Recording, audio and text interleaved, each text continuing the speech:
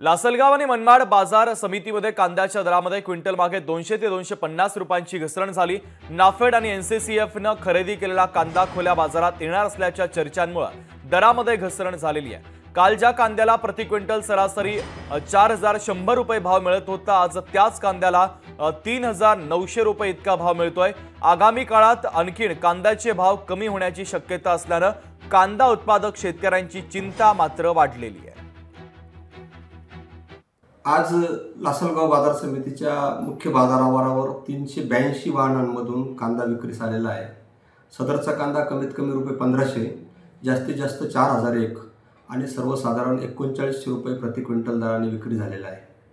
काल बाजार समितीमध्ये 682 नगांमधून 7432 क्विंटल कांद्याची विक्री झाली। बाजारभाव कमीत कमी 2000 रुपये, जास्तीत जास्त 4700 रुपये आणि सर्वसाधारण 4100 रुपये प्रति क्विंटल होते। कालच्या तुलनेमध्ये आज सर्वसाधारण बाजारभावात साधारणतः 200 रुपयांनी घट झाली आणि जास्तीत जास्त दरामध्ये साधारणतः 700 रुपये प्रति क्विंटलने घट झालेली आहे। लोकशाही मराठी ऐका, पहा, जागरूक रहा।